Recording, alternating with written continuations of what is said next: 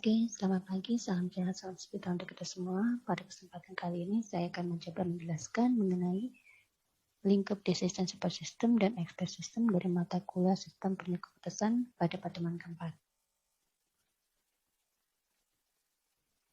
Oke, siklus hidup pengembangan SDLC di sini merupakan metodologi yang masih banyak digunakan dalam membangun sistem, terutama untuk sistem yang besar dan kompleks. Menurut Sudirman dan Wijayani tahun 1996, adanya kebutuhan untuk mengembangkan sistem dengan cara yang relatif lebih cepat, yaitu dengan membuat prototipe, menggunakan perangkat lunak aplikasi, pengembangan sistem oleh pemakai akhir, dan sistem informasi yang dikelola dan dikembangkan oleh pihak luar organisasi. Ada 3 tingkat teknologi SPK. Yang pertama SPK khusus, yang kedua ada pembangkit SPK, yang kemudian ada peralatan SPK.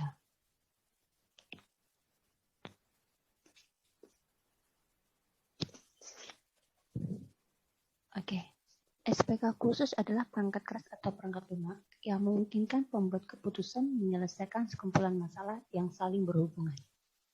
Sedangkan untuk SPK pembangkit atau DSS generator adalah suatu paket perangkat keras dan lunak yang mempunyai kemampuan untuk mengembangkan SPK khusus secara cepat dan mudah. Di sini DSS generator diantaranya meliputi fasilitas pelaporan, tampilan grafik, dan sebagainya. Kemudian ada perlengkapan SPK. Merupakan tingkat teknologi yang paling mendasar dalam pengembangan SPK. Di antaranya dapat berupa bahasa pemrograman, sistem operasi komputer khusus. Kemudian ada perangkat lunak, pengakses data, dan sebagainya. Kemudian kita akan lanjut kepada pihak yang berperan dalam pengembangan SPK. Ada 5 pihak yang berperan dalam pengembangan SPK, yaitu yang pertama manajer, ada penghubung, ada fasilitator, teknik pendukung, kemudian ada pengembang software dan hardware. Oke, kita akan masuk pada manajer.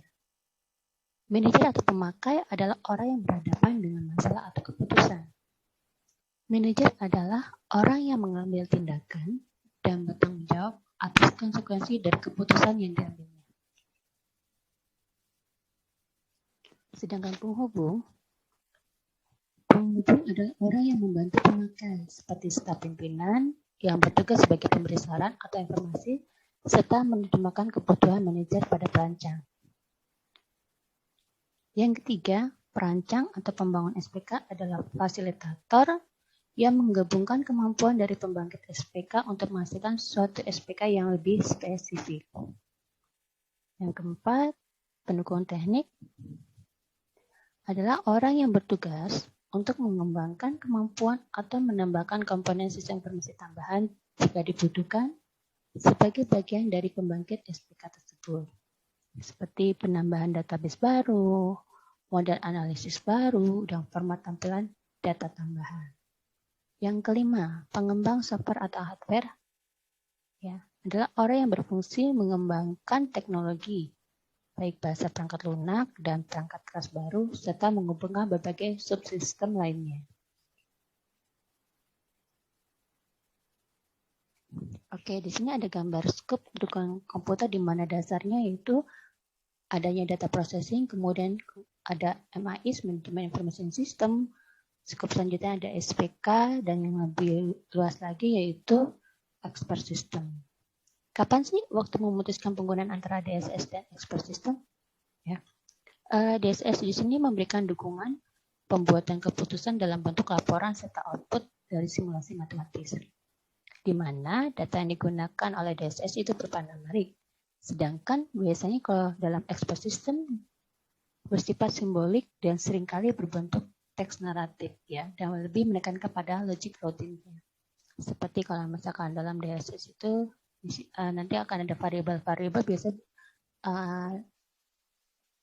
ada penilaian-penilaian di situ berupa numerik. Tapi kalau misalkan contoh dari expert system, misalkan kita membuat sebuah sistem pakar diagnosis penyakit.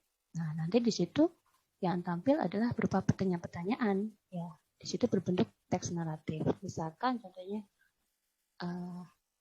apa yang Anda rasakan, misalkan kalau kita mau mendiagnosis gejala penyakit, apakah demam berdarah, tipes atau apa, pasti nanti akan ada pertanyaan apa yang Anda rasakan, apakah Anda panas, ya, terus apakah nanti timbul pucak-pucak merah dan sebagainya. Nah, di situ yang timbul adalah kalimat-kalimat tanya berbentuk teks naratif. Oke. Di sini DSS berbeda dengan expert system dalam dua hal pokok, ya.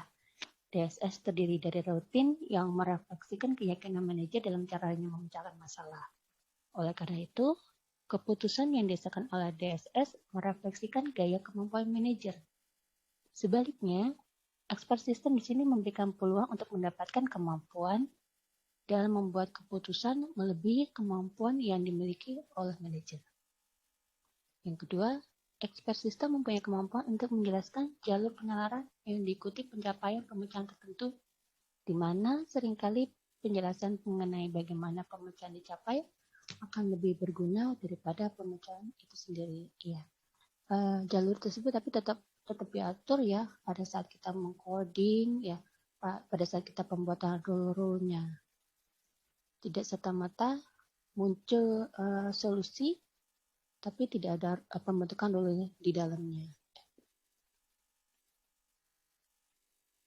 Oke, expert system di sini merupakan subset pokok dari artificial intelligence atau kecerdasan buatan, di mana sistem pakar di sini merupakan program komputer yang berfungsi dengan cara yang sama seperti ahli manusia, yaitu memberikan advice pemakai ya mengenai cara pemecahan masalah dengan bantuan knowledge base yang berperan sebagai konsultan atau konsultasi dari pakar mengenai kepakarannya. Di sini jika menemukan masalah tentunya dapat memilih sistem pakar daripada DSS apabila masalah tersebut melibatkan diagnosis situasi yang kompleks atau melibatkan pembuatan kesimpulan atau peringkasan dari volume data yang besar. Yang kedua, ada tingkat ketidaktentuan dalam aspek masalah tertentu. Yang ketiga, ada kemungkinan bagi ahli manusia untuk memecahkan masalah tersebut dalam jangka waktu yang wajar. Oke. Ada beberapa komponen dalam model sistem pakar. Yang pertama, user interface.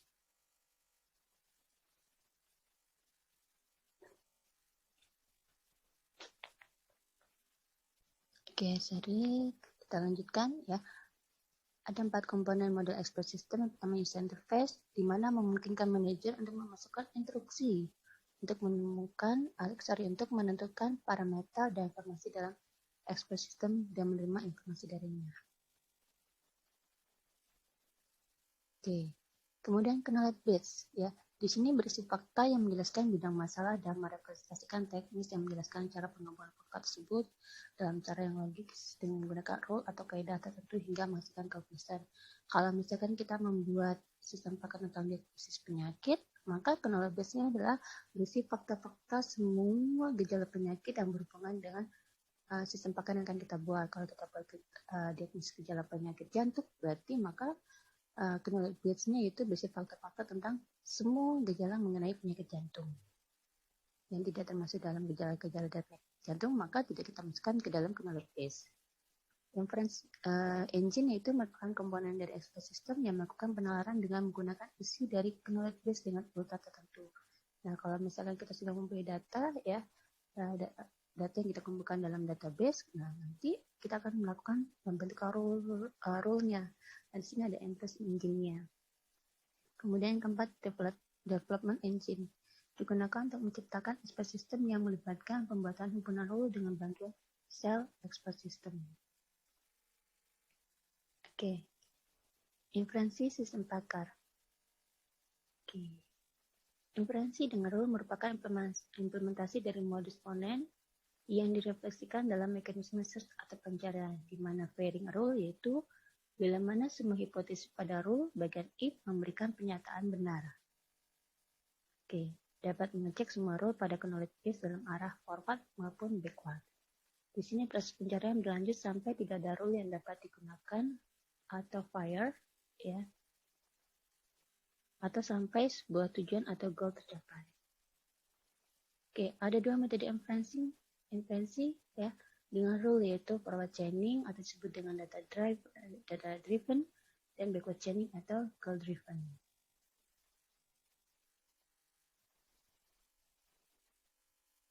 Oke, nah forward chaining. Forward chaining ini merupakan grup dari multiple referensi yang melakukan pencarian dari suatu masalah kepada solusi. Jadi pencarian suatu masalah kepada solusinya apa ya?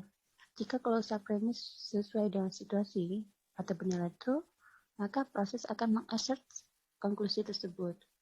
Di sini forward chaining adalah data driven karena inferensi dimulai dengan informasi yang tersedia, baru konklusinya diperoleh. Jadi di sini kita mengumpulkan data-data, berdasarkan data-data yang ada, kita bisa mengambil sebuah kesimpulan. Itu forward chaining.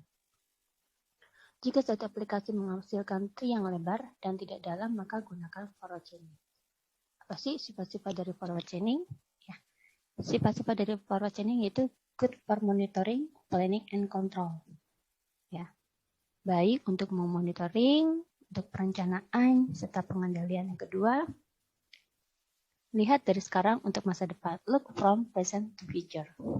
Yang ketiga, pekerjaan dari mendahului konsekuen. Ya, berarti work from antecedent ke konsekuen. Jadi mendahului sampai dengan ke konsekuen atau kesimpulan. Dari fakta-fakta, baru kita bisa mengambil kesimpulan. Yang keempat is data driven, bottom up reasoning. Datanya ini data yang didorong penelaran bottom up.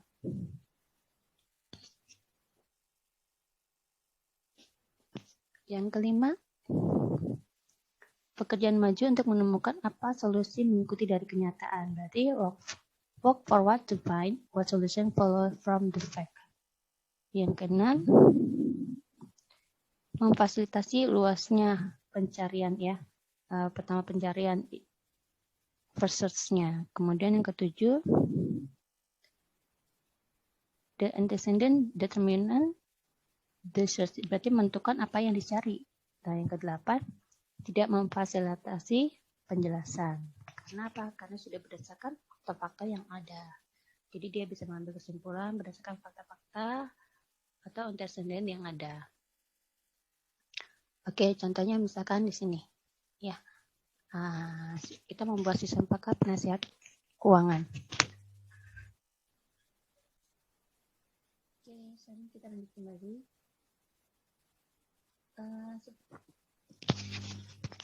Kita lanjut kembali. Misalkan di sini ada contoh kita membuat sistem pakar tentang penasihat keuangan, di mana ada kasus seseorang akan berkonsultasi tepat atau tidak jika berinvestasi pada stok IBM.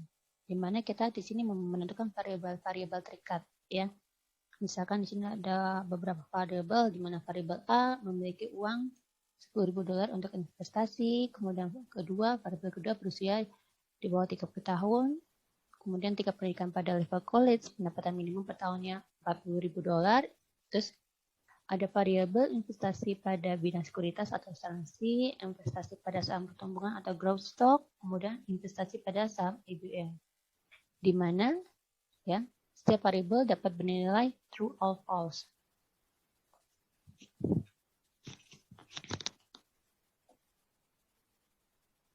Oke, dimanapun ada fakta ya, diasumsikan misalkan si user atau investor ini memiliki data, memiliki uang $10.000, itu benar ya.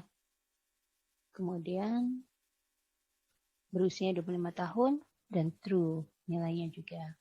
Atas kepentingan user ingin meminta masukan melalui pakar, apakah tepat dengan kondisi user tersebut untuk berinvestasi pada IBM stock. Bagaimana keputusannya?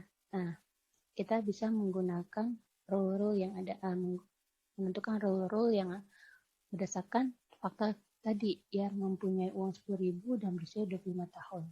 Di mana tadi kita sudah ada variabel-variabel ya, kalau misalkan orang mau investasi pada saham, nah di sini variabel-variabelnya.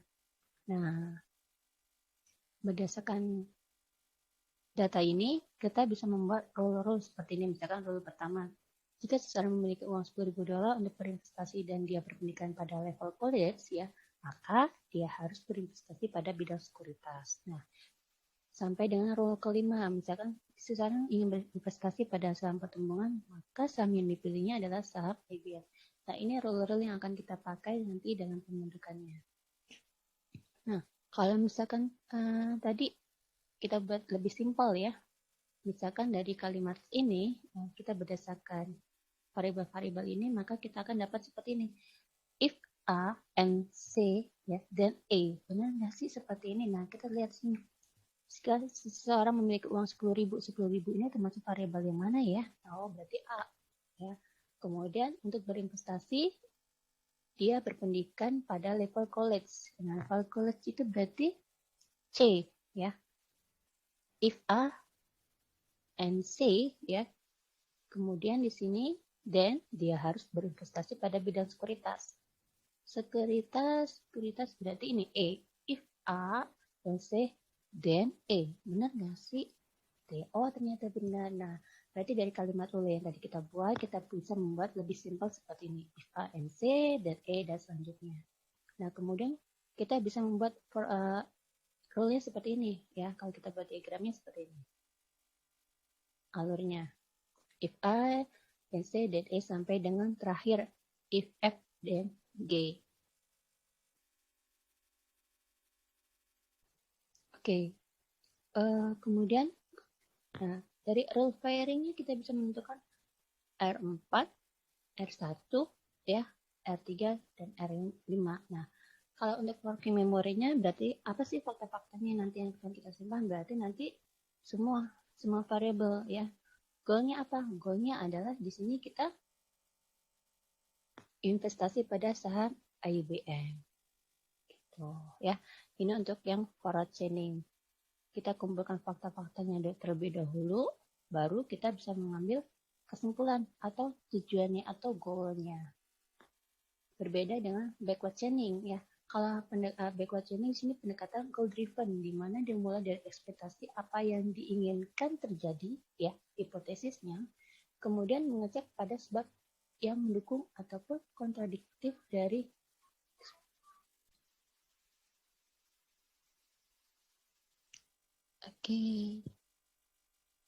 kemudian yang kedua, jika satu aplikasi masukkan tree yang sempit dan cukup dalam, di sini maka gunakan backward chaining. Apa sih sifat-sifat dari goal driven atau dari backward chaining? Ya, ada beberapa. Misalkan di sini sifatnya itu baik untuk mendiagnosis. Jadi kalau kita mau mendiagnosis sebuah penyakit, jadi lebih bagus kalau kita menggunakan backward chaining. Jadi kalau misalkan kita mau mengambil sebuah keputusan atau sebuah hipotesis, ya, baru kita nanti bisa bisa tanyakan gejala-gejala apa yang dialami oleh pasien tersebut. Nah, sini cocok sekali backward chaining untuk diagnosis. Kemudian lihat dari sekarang ke masa lalu. Nah, berarti dia urut mundur, ya. Kalau forward tadi urut maju, kalau ini kita urut mundur karena apa? Dari sekarang ke masa lalu. Kemudian yang ketiga, dari konsekuen ke antecedent. Dari kesimpulan, ya, dari hipotesis kita bisa mengumpulkan fakta-fakta. Kemudian goal driven top down reasoning. Kalau tadi forward itu bottom up, ya. Dari bottom up. Nah, kalau yang backward chaining di sini adalah top down reasoning. Yang kelima, pekerjaan mundur untuk menemukan fakta yang mendukung hipotesis, ya. Jadi kita menentukan hipotesis, nanti kita melakukan penilaian mundur sampai apakah fakta-fakta tersebut mendukung dugaan sementara kita atau mendukung hipotesis kita. Oke, kemudian difasilitasi di mana sifat target untuk memfasilitasi pencarian dari data yang akhir ke awal. Kemudian yang the consequent determinant research, ya. Konsekuensi di sini menentukan pencarian. Yang terakhir di sini memudahkan mendapatkan informasi. Kalau tadi tidak disertai dengan penjelasan, kalau backward chaining di sini disertai dengan penjelasannya, difasilitasi dengan explanation-nya. Oke. Langkah kerja backward itu di mana program dimulai dengan tujuan atau goal yang diverifikasi apakah bernilai true or false. Kemudian melihat rule yang punya goal tersebut pada bagian konklusinya. Yang ketiga, mengecek pada premis dari rule tersebut untuk menguji apakah rule tersebut terpenuhi. Kemudian atau bernilai true. Yang keempat,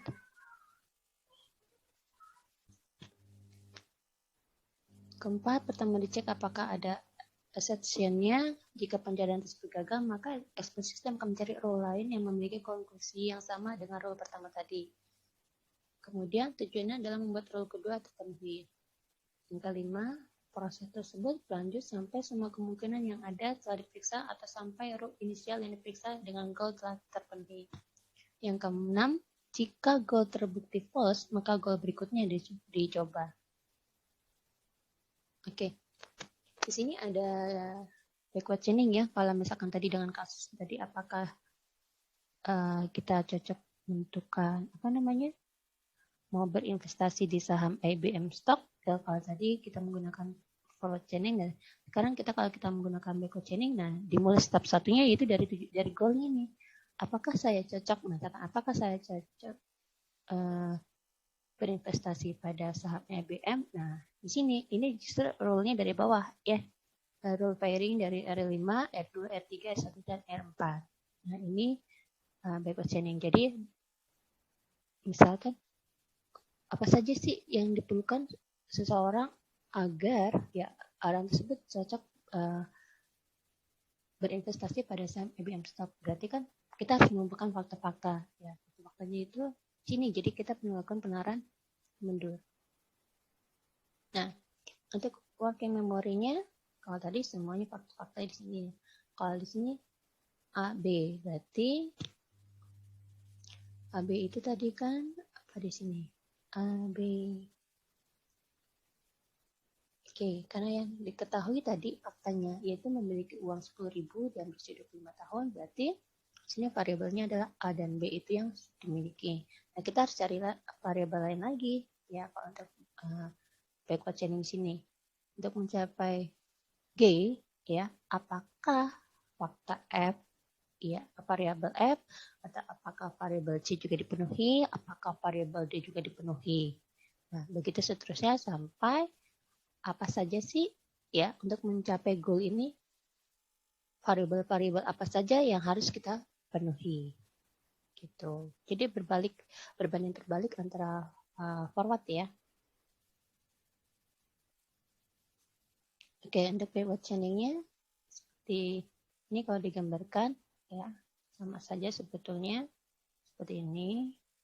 Nah, inferensi tree-nya di sini penggambaran secara skematik dari proses inferensi. Nah, kalau kita gambarkan seperti ini.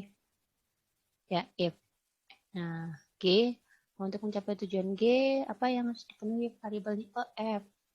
Atau misalkan C dan D terpenuhi. Kemudian apalagi dan C. Nah, seperti ini berarti memilih ya antara rule 2 atau rule 3 yang terpenuhi.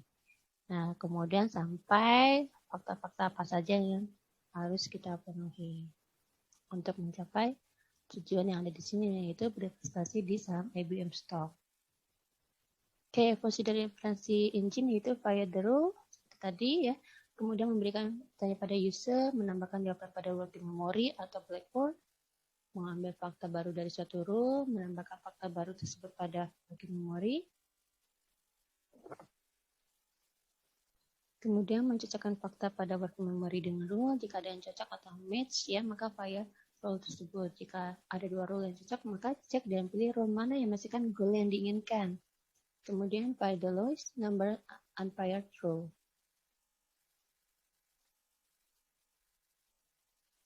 Oke, explanation ya, penjelasannya. Untuk human expert di sini memberikan justifikasi dan penjelasan ya dari apa yang mereka lakukan, sedangkan expert system harus dapat melakukan hal yang sama. Ya, penjelasan disediakan oleh expert system untuk mengklarifikasi proses reasoning, rekomendasi dan tindakan lainnya seperti menjawab pertanyaan ya. Kemudian explanation facility. Jadi ada fasilitas untuk penjelasannya. Kemudian apa sih tujuan dari explanation? Di sini membuat sistem lebih jelas ya. Menjelaskan situasi yang tidak terantisipasi, kemudian memuaskan psikologis user atau social needs. Keempat, klarifikasi dari asumsi yang diperoleh pada saat sistem beroperasi. Yang kelima, mengatur sensitivitas analisis. Kemudian, explanation dasarnya why, mengapa sebuah fakta dibutuhkan. Pertanyaan why dapat diajukan oleh user pada saat diberikan sebuah pertanyaan untuk dijawab. untuk mengetahui alasan mengapa informasi diperlukan. Contohnya, ya, komputer bertanya, berapa pendapatan Anda per tahun? Nah, klien pasti akan ada bertanya, kenapa sih diperlukan informasi mengenai pendapatan saya? Nah, di sini komputer akan merespon dengan menunjukkan R2, tetapi secara ideal jawaban komputer sebagai berikut. Misalkan komputer, untuk mengecek R2 saya ingin tahu apakah pendapatan Anda per tahun sekitar $40.000.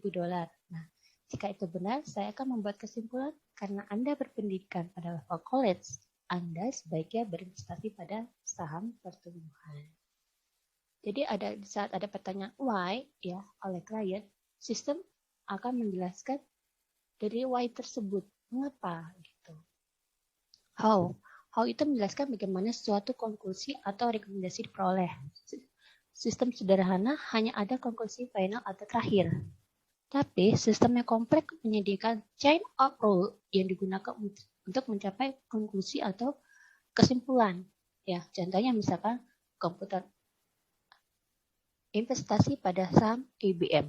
Nah, klien, bagaimana sih caranya investasi? Nah, di sini komputer akan menunjukkan urutan rules yang digunakan player, misalkan seperti rule F5, ya, R3, R1, dan R4. R5 ya. Kemudian ideal komputernya, Anda harus memiliki uang $10.000 untuk investasi dan Anda harus kurang dari 30 tahun.